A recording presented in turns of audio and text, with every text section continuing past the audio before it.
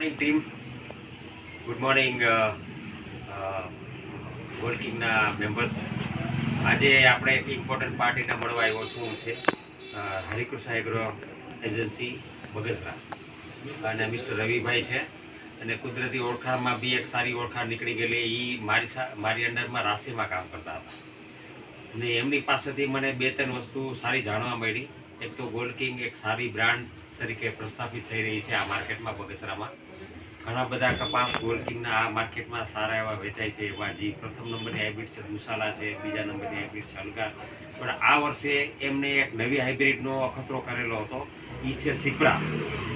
તો એના વિશે મારે 2-3 પ્રશ્નોના જવાબ એમની પાસેથી મને સરસ મળેલા, તો એની સાથે હું ડિસ્કસ કરવા માંગુ. રવિભાઈ, આપણે સિપ્રાનું કેટલા પેકેટ વાવેલા? 4 પેકેટ વાવેલા. અને ક્યારે વાવેલા? વાવણી એક સાથે. કેવો રહ્યો તમારો વિસ્તાર? સારો, બહુ સારો. મારું વિસ્તાર છે સાવરકુંડલા તાલુકાનું વાસિયાળી ગામ અને હું પોતે એગ્રો ચલાવું છું. પણ મેં મારા પોતાના પ્લોટ ઉપર સિપ્રાનું વાવેતર કર્યું અને બાજુમાં બીજી ઘણી વેરાયટી હતી. પણ આનું જે સાહેબ વાવેતરનું રિઝલ્ટ જે આવ્યું, ફૂલવાની ક્ષમતા, વજનમાં ધી બેસ્ટ.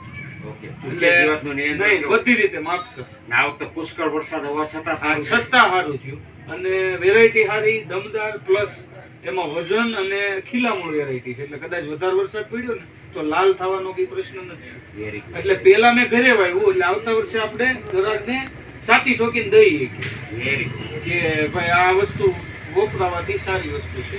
તમે બીજા બધા ખેડૂતોને અને બધાને ભલામણ કરશો? ના, 100%. તો આ છે રવિભાઈનો ખાસ અનુભવ. મારી ખેડૂત ભાઈઓ, વેપારી ભાઈઓ, આપ સૌને નમ્ર વિનંતી કે આવતે વર્ષે આ સિપ્રા નામની જે નવું ગોલગાડ હાઇબ્રિડ આવી છે એ વધુમાં વધુ વિસ્તારમાં વાવો, પ્રસ્થાપિત કરો અને સારું ઉત્પાદન મેળવો.